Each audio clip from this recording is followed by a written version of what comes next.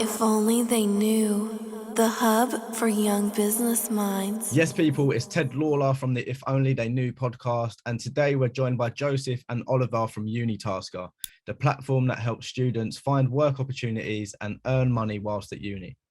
The duo speak about securing over £1 million in investment, influencer marketing, and managing a giant tech business.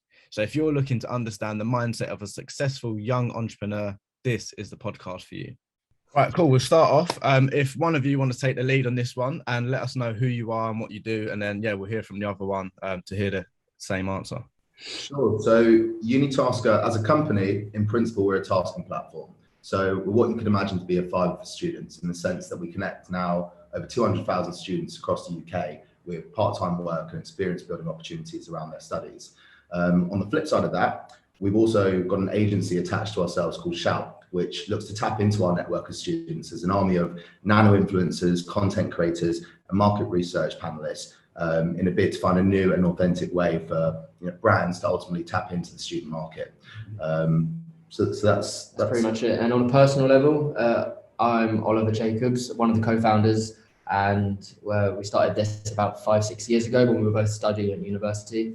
And since then, it's kind of just grown and grown. And now we are a team of 20 odd. That in the last year, it's grown from 3 to 20, so it's kind of rapidly grown during COVID. Absolutely. And this is Joe.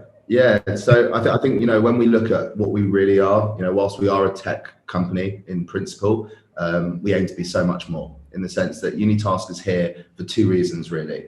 One, to connect students with the ability to earn a flexible income around their studies. And secondly, to provide students a way of building flexible work experience around their studies. So when they graduate from university, they've got the experience they need to ultimately make that step into the workforce that much easier. And we're on our mission. I know I've been researching you guys, looking into it a lot. It's a name I've heard of before in terms of the brand itself. I never really dived into it. So it's been exciting to dive in and see the good things you've been doing, especially over the past year. But before we dive into that a bit more in detail later on, I always think it's good to sort of dive into who you guys once were, because we can see who you are now. But who were you once before, in terms of your confidence and your academic achievements? Like, what was you like at school? What was a younger you like? Okay, I'll start. So I was pretty much just kind of academic, kind of sporty. Went to a school, through sixth form and then to university, always wanting to do architecture. That was kind of what I was always driven to do since a young age. Ended up graduating from Nottingham Trent. But during that time, I started the business because me and Joe wanted to start something up. Come from a good family in North London. All very close, and now I live in Brixton in South London. Hey, nice. We actually live together. It's a full-time gig. My background is slightly different. I was actually raised in Spain. I lived in Spain for 15 years. Grew up, going down to the beach on lunch break instead of, playing football in the park.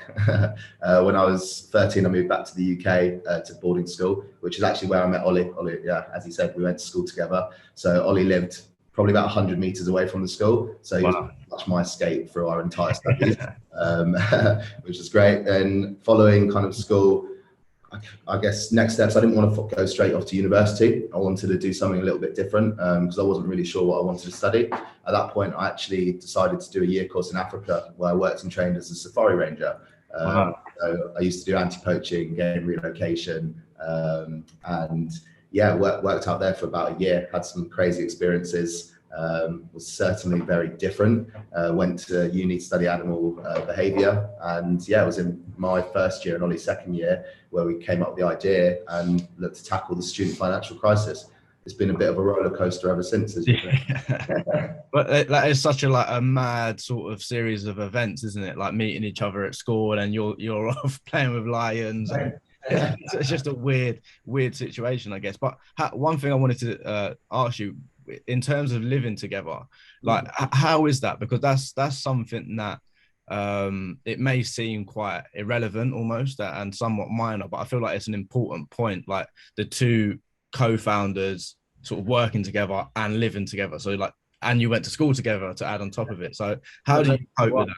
Yeah, and we can add more into it as well. Ollie's brother, Alex, who's one of our senior account directors, he also lives with us.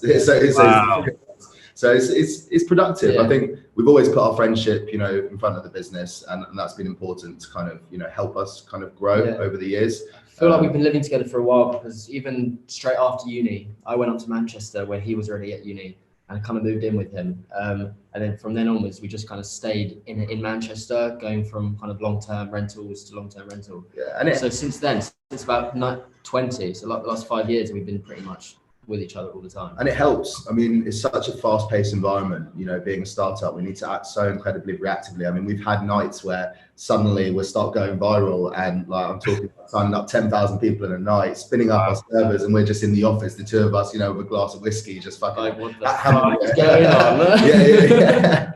That's crazy. So how important is it then to have the right people? Because obviously, like you said there, and we can tell on camera, you're getting along well. So how important is it for the entrepreneurs out there, or up and coming entrepreneurs? How important is it to have the right people around you? So important. Very. I think we've said this before. It's like if we were trying to do this from the beginning, just one of us, it would have been very, very tough, very lonely. Because there's a lot of issues that you come across that you need to share with other people, and if you don't share it with someone who understands it, it's pretty difficult. Like, you can go to your parent or your mate, but if they're not in a business like yours or understanding it so much, they don't really get it. So we have each other to completely understand what we're going through. Yeah, it's helped get through the hard times. Yeah, I bet. Even like with people coming into the business, outside of just us as founders, we've always kind of championed people. We're very much in the belief that people over skill sets, in the sense that skills can be taught right, people can't necessarily. So it's really important who we bring into our circle.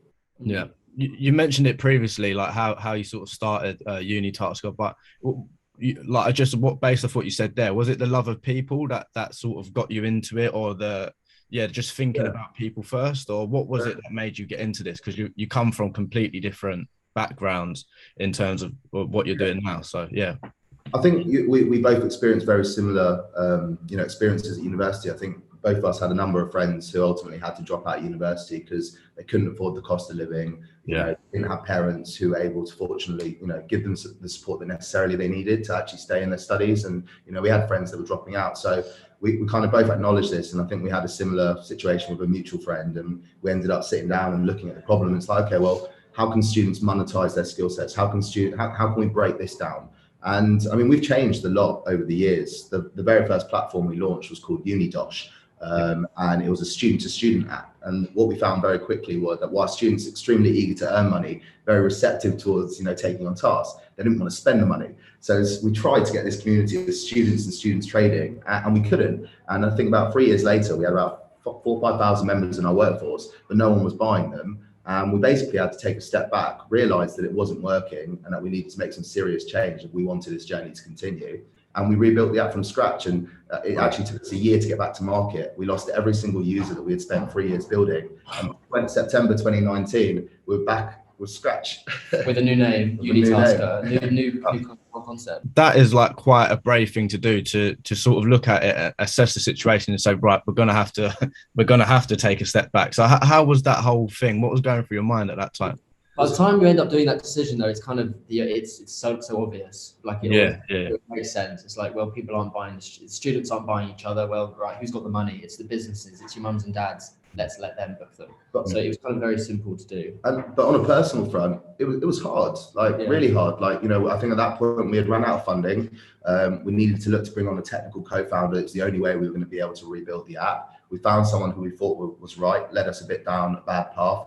Took a year later to get to market instead of 3 months, which we were initially kind of promised, and that caused us to lose the base. And in that year, we were going a little stir crazy. I mean, we set up different little micro businesses just to try and keep ourselves entertained. We set up an events management platform. We set up a miniature marketing agency, just anything to keep us busy. Because no money was coming through at all. Yeah, it so was. We needed to do something. Yeah, we survived. We kind of kept going with the kind of belief, and I think with the app having been under development, we knew something was coming, and we just didn't know where the light was exactly at the end of the tunnel. Yeah, it's an idea that's very simple to understand, and a lot when you tell someone about it, they're instantly like, well, yeah, that's a pretty good idea. So throughout that whole year, we knew we were still onto something good, and it wasn't like, let's just give it up now, because we knew just waiting a little longer, it's going to pay off. Yeah, and it seems there, like you mentioned, you started other businesses, and it was quite weird. I don't know whether you've done that sort of consciously or not, but I'm sure you said you started other businesses for entertainment. So this project you're working on now, and some of the other projects you've been working on, I guess the main incentive isn't really money. Am I right in saying that? It's more sort of passion for it. For us, like I said at the beginning, it's about, if we can achieve one thing, we never want a student to go to university and not be able to, graduate because they can't afford the cost of living. We never want a student to graduate from university and not have the experience they need to go into the sector they want to go into. There's a massive flaw in the system, and if we can do anything to break that down, that's what we want to do. Money will follow. Obviously, money is a nice incentive, but it's not our drive. Yeah, of course. Yeah, and you said before that you took a step back, and now you've taken many steps forward. I think you picked up 1.25 million in funding, or tell us about that. How much you got in funding and how that all came about? Because that's impressive. Yes, I mean, it probably started when we triggered our growth, right? That's what. So I have to go back a little bit here. So when we first relaunched UniTaskr, we were looking at ways that we could ultimately give students more jobs, right? Because we didn't have enough businesses posting jobs at that point. So we thought, I think we were sat down having a whiskey. It's like, why don't we post a job and we can get 50 of our students to shout us out on their social? Worst case, 50 students actually earn a quick bit of cash. Best case, actually does something from a marketing perspective. Yeah. Suddenly overnight, we hit the top 200 charts as a result of having our own students, shouting us out. I was like, hang about, there's something here. How could we, use this for other brands? So then basically with Shout, the agency side, we built our own largest customer, because suddenly we wouldn't have to wait for necessarily, one or two businesses to come along and post a task. We could actually provide hundreds of students with a job very quickly and very easily. And that kind of triggered our own growth. So Shout became our own growth mechanic. It's the only source that drives our new students. Wow. We've been registering up to 1,000 a day for the past kind of year. We actually hit 200,000 members yesterday. Wow, congrats. Thank you very much. So it was just incredibly explosive. Yeah. And it helped us kind of pivot the business in the way we needed to take us in the right direction. Shout is such a powerful platform, isn't it? I was looking into that as well. And it's like, wow, it's such a almost obvious idea. It's one of them when someone else does it, you think, oh, I could have done that, because it's there. Obviously, you've got like the huge influencers, and influencer marketing over the past few years has become massive, and it's starting to evolve. So the fact that you're using nano influencers, let's talk to us a bit about that. I think it's such an interesting idea. Yeah, so we've seen that, if someone posts a story on their Instagram and they've just got 500 followers, those 500 followers are made up of their family and friends. And so they actually listen to what they say and they trust them, compared to if it's someone famous, they're getting paid huge amounts of money from a brand that they probably don't even care about. And so you just skip straight past it. And so from that, we've seen great engagement and just kind of efficiency throughout the campaigns. So brands are loving it and they're coming back for more. And each time the campaigns are getting bigger and we're using more and more students. And so that's what we're doing now. We're just growing our influencer base and working with different clients. It's complete authenticity. It's, that's what, and engagement. If you deal with an influencer with 50,000 followers, for example, a really good one would have a 2 to 3% engagement rate. Suddenly you deal with someone with 5,000, even an average one will have up to 20% engagement. Wow. So our view is just about combining that group value. We'd far rather work with 50 people with 1,000 followers than one person with 50,000 followers. Yeah. And brands are definitely getting more and more aligned with that. The struggle with that, though, is like we're trying to now build the technology in order to manage and pay and message and completely manage these students on bulk. There's no platform out there that really allows you to do that. And so we're doing that in-house and bringing on new tech guys and girls to actually build that out. That's why, like you said, I don't understand why no one's kind of done it. Yeah, that's exactly people why. try to do it. They stop past the 50 influencer mark. Like we're now doing 2,000 at a time, and we're going to be going up. And we had the tech there to some extent. We were almost sitting on the basis of this platform. It's not like we needed to start from scratch. We were able to use the technology that we built through the UniTaskr platform to do exactly that. But Shout for us, the influence side, is just another kind of arm to where we want to go. UniTaskr and Shout are both they remain within the same kind of goals in the sense that they both provide students with work and money earning opportunities. But then for us, under the UniTaskr brand as well, there's so many different areas that we can go into once you collect that database of students. So like a big one for us this year is Grad Recruitment. You can appreciate we've got every student's CV on file, what they study, where they study, what they want to do post-graduation. It's quite a short step for us to become quite a large graduate recruiter. Yeah. So that's the next kind of area that we're going to be looking into. And obviously you mentioned there the difficulty of creating a tech to manage all these people. But just before that as well, we mentioned like the funding.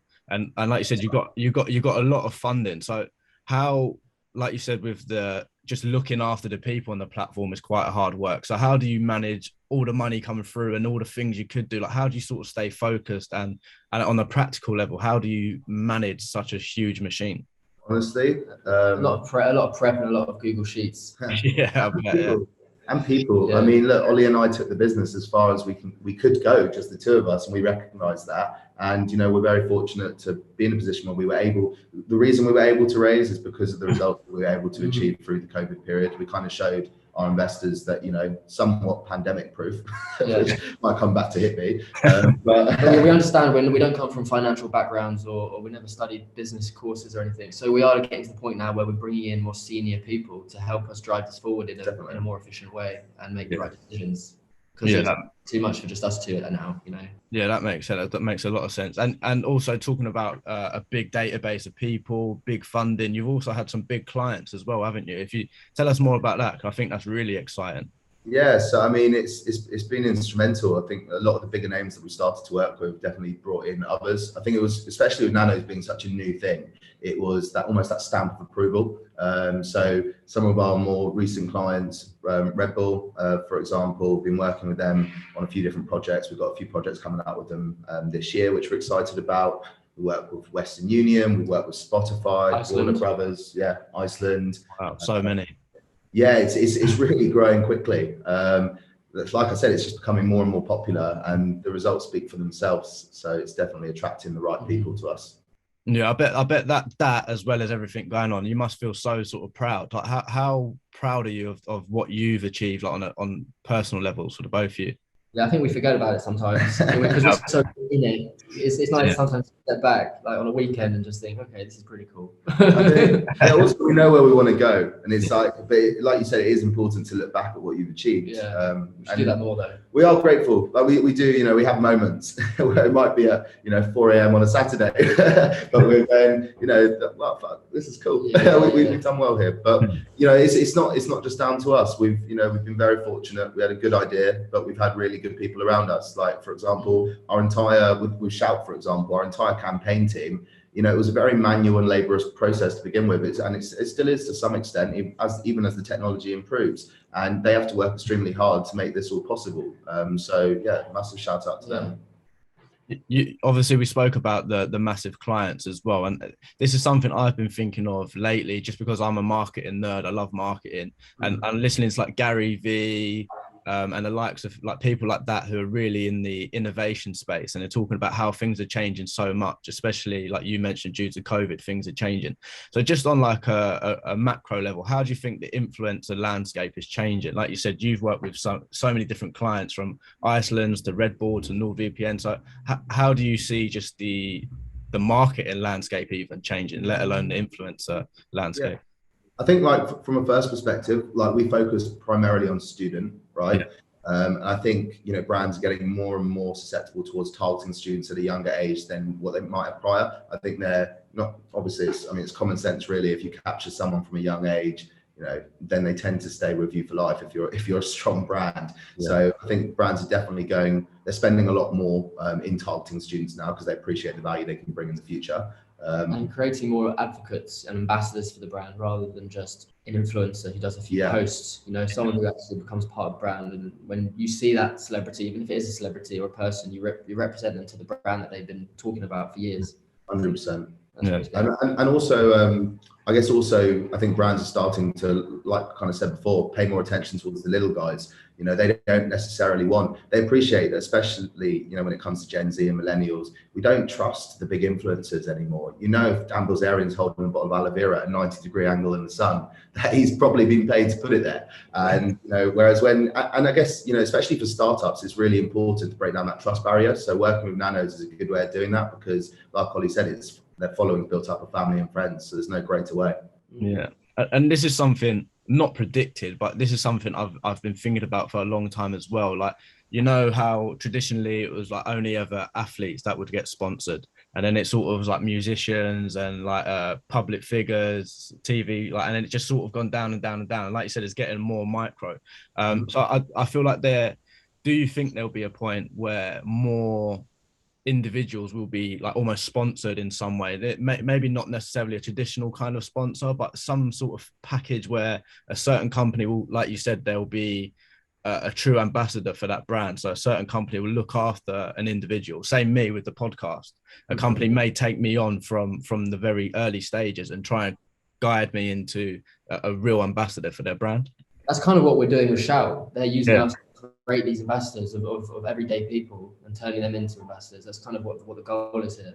Power to the people, basically. Give them the power to talk about the brand. Also, like influencers nowadays, you know, can be built somewhat. You know, if you can find someone with a niche, or someone who, you know, has a particular skill or talent, and you know, you think that people would actually want to watch that, they can be amplified. And we see it the whole time. We work with influencers that started with 50 followers and they're now on 50,000 followers because of the amplification and the platform that we've given them to voice who they are. How important is it, like, obviously giving young people the platform and the opportunity to grow their platform, but also the opportunity to earn? Because like we said at the very start of this, when you're at uni, things that can be tough. If you've not got the right sort of setup, you can get into a lot of trouble financially and also experience-wise. It's really hard if you're going to uni every day and every night. It's really hard to then go get a job as well. So what can the young people do in this that are at uni? What can they do to sort of help boost their chances? I guess UniTaskr and Shout. Yeah, exactly. There's so many different jobs on the platform that you can do. You don't need to have a certain amount of followers or this or that. You know, there's jobs ranging from £5 to £5,000. So it's something you can go and accept and do. Yeah, and you're exactly right. It's like there's such a massive gap in the system, right? Like, let's take marketing for an example. Like, you can study a marketing degree for 3 years, you'll graduate, and most agencies require a minimum year experience for you to get a job. How does that make any viable sense? So it's like if students can achieve that experience through their studies, it kind of bridges that gap. So one thing that we're doing with that is we realise that if the students are doing loads of jobs on the platform, they're not doing jobs elsewhere. So when they do leave uni, their CV's got not a lot on it. So we're building kind of a UniTaskr CV that brings in all your jobs and tasks that you've done throughout your 3 years or 4 years at uni. And then builds that, it puts the review there, the 5-star rating, and it builds like a much better CV than you would have ever had. Student LinkedIn coming soon. Yeah.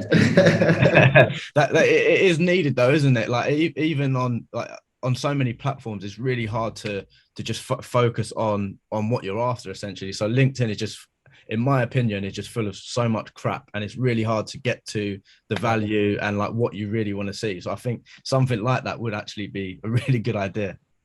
Massively. We saw it during the pandemic, right? Like, you know, especially because we focus on online remote work for the most part. Second pandemic hit and people had to stay at home. We were primed and ready. You know, students could earn money and build experience all from their bedroom during a pandemic. And you also had the charity side, didn't you? I think I saw that for last year. Was it you was doing a charity campaign? Yeah, so we ran a campaign called Task for Help. Was this one? Task for Help. So for coronavirus. Coronavirus. So we essentially re-engineered components of our tech to be better suited for hyper-localized delivery tasks. So when the pandemic hit, you know, and obviously at the time it was kind of made more aware that young people are less contagious, or, you know, less likely to spread, or whatever it was. And, you know, we were primed and positioned well. So we mobilized, I believe it was 10,000, 20,000 members. I think that's when we only had 10 or 20,000. So we just used more. Oh, students came forward. They wanted to help, you know, and even if that meant delivering groceries to your neighbor, or, you know, going and picking up pharmaceuticals for someone 10 minutes down the road, like, people put their hand up, and it was nice to see. Yeah, I love that. I really like that. What I wanted to ask before that about uni, it's a bit of a hard-hitting question, but do you think uni is worth it? Well, it depends what kind of course you want to do. Yeah. I think if you want to become a doctor or an architect or something like that, of course you need to go and get the qualification. But if you want to get into business or something like that, I don't know. It was funny because I went to a comedy show last night, and the comedian actually made a joke about exactly that. It was like, you see people going to take a business degree, but you know, if you have to spend 30 grand on a degree in the UK, is that smart business? Like, maybe you should be taking a business degree. but you know, like it's I think it's very specialist. If you need a course to get to where you want to be, then absolutely. I think the important thing there's different routes, and you know, there's different routes for everyone. And also, if you do want to go to uni and just have the experience of living on your own and partying with your mates and having that whole uni life, maybe you think that's worth the money. Paying it back over the next 20 years. So it's Yeah, I guess it just depends, isn't it? That's the easy answer. On a personal level, you keep mentioning it, and it's made me think, like, what is it like? So you mentioned there, like, the early mornings, the late nights, the drinking whiskey. You keep mentioning. So what is your daily what is your daily routines like? Like, what do you get up to with running such a big business, and a business with so many cogs involved? What is your routines like? So we've kind of both separated up completely in what we're doing. I'm now focused mainly on the product and the technology, and Joe's now in kind of sales and partnerships. So we're completely doing different things, more suited to our skill sets. Originally, we were both doing together the same thing. We were both working on the designs. We were both doing the calls. And now separate, and it works much better. But like our day-to-day lives, you know, like, were you asking from a more kind of like personal front as well? Like, what does our day look like? Like literally, cause I think it's really valuable for everyone listening. Everyone listening will be young people, either interested or directly involved in business. So I think it's good to hear what an actual daily routine is like. Yeah, no, for sure. I mean, we start by waking up. Try to go to the gym in the morning. We've been with that recently. Yeah, it's not been recently. But we get into the office. We always kind of have like an initial kind of chat just to kind of break down the day.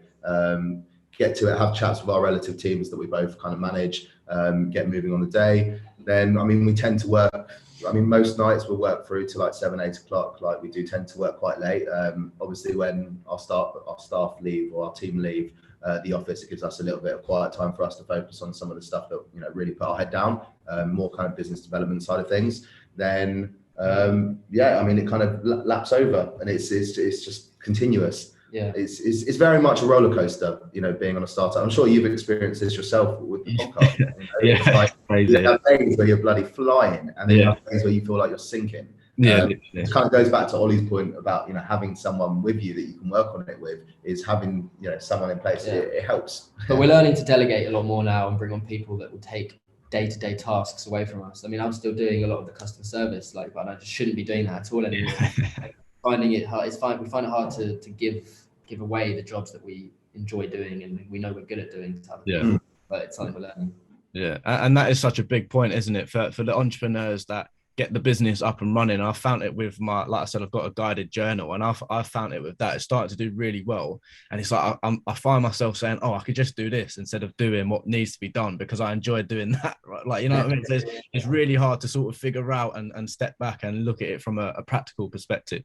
But one of the things you mentioned before that was the physical fitness, and some of the entrepreneurs I've been speaking, well, all of them have all mentioned the fact that they've got into physical fitness and mental fitness, like reading and stuff.